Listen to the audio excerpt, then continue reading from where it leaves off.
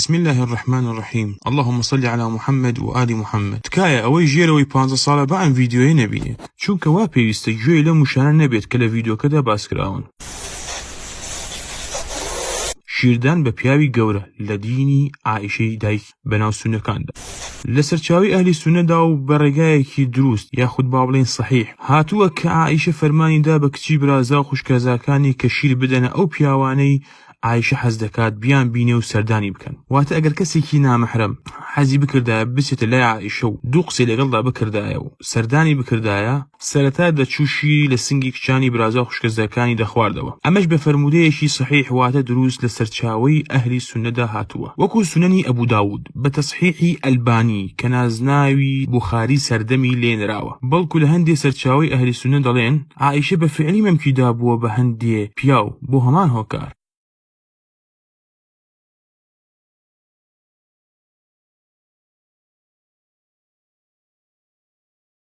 ما ورد في فتح المنعم في شرح صحيح في شرح صحيح مسلم لموسى شاهين لاشين الجزء الخامس صفحة 622 أنه قال إنه يدخل عليها الغلام الأيسع، وكانت عائشة رضي الله عنها ترى أن أرضاع الكبير يحرم، وأرضعت غلاما فعلا وكان يدخل عليها.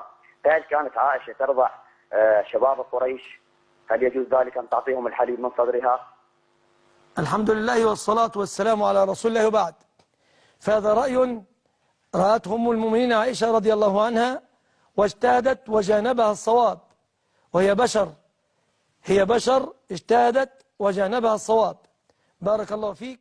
لەوەش زیاتر ڕۆشتووە لە فەرمودەیەکی دروست لە سونەنی ئیبن ماجە کە سەرچاوەیەکی باوەڕپێکراوە لەلایەن ئەهلی سونەوە. عائیشە دەڵێت حکمی شیردان بە گەورە لە قورئاندا بنووسرا بوو، ئاەتەکەیشم دانابوو لە ژێر پێخەفەکەم، بەڵام کاتێک پێغەمبەر وەفاتی کرد سەرقاڵ بووین و بزنێک هاتە ژوورەوە و کاغەزەکەی خوارد کە ئاەتەکەی تێدا نووسرا بوو.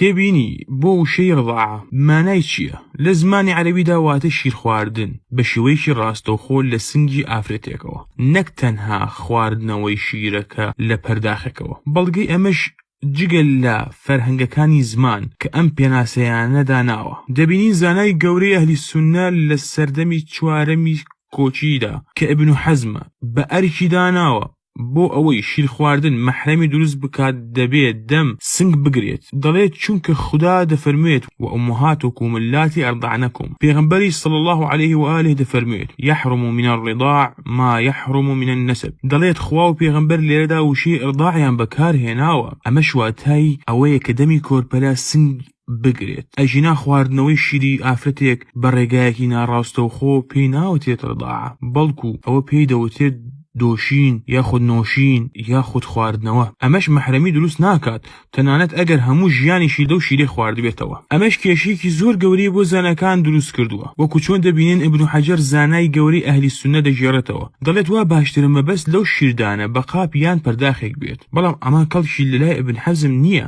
چونکە لەلای ئەو دەبێت پەیوەندیەکی ڕاستەوخۆی هەبێت، هەروەها پێچەوانەی فەرهەنگەکانی زمانە، چونکە بەپێی فتواکەی عائیشە کەسی نامەحرەمی پێگەشت و دەکرێ مەمکی ئافرەتێک بگرێت ئەگەر ویستی شیری لێ بخواتەوە تا مەحرەمی دروست بکات. بەڵکو لە موەطەئی مالک کە مامۆستای ئیمامی شافعی بوو دەڵێت سالمی کوڕی عەبدوڵڵا نەیتوانی بچێتە لای عائیشە، چونکە تەنها 3 جار شیری لە مەمکی ئوم کەلثومی خوشکی عائیشە خواردبووەوە. شیر خواردنیش لە لای عائیشە دەبێت 10 جار بێت بە خواردنەوە لە مەمکەوە. مەلا سونەکانیش لە ڕاستیدا دان بەمە دەنێن، بەڵام دەڵێن عائیشە ئیجتیهادی کردبوو بوراوە. هەروەها لە سەرچاوەی سونەکاندا بە سەنەدێکی جێی متمانە هاتووە عائیشە لە بەرچاوی کەسێکی بێگانە عەورەتی دەردەکات. عەورەتی ئافرەت چییە؟ بریتێ لە هەموو لاشەی جگە لە دەم و چاو و دەستی، بەڵام بەپێی ئەم فەرمودەیە سەحیحە عائیشە لەگەڵ پیاوێکی بێگانەدا دەنیشێت بە تەنیاییەوە و ئەوجا دەستنوێژ دەکات بە ئامادەبوونی. دەستنوێژ پێویستی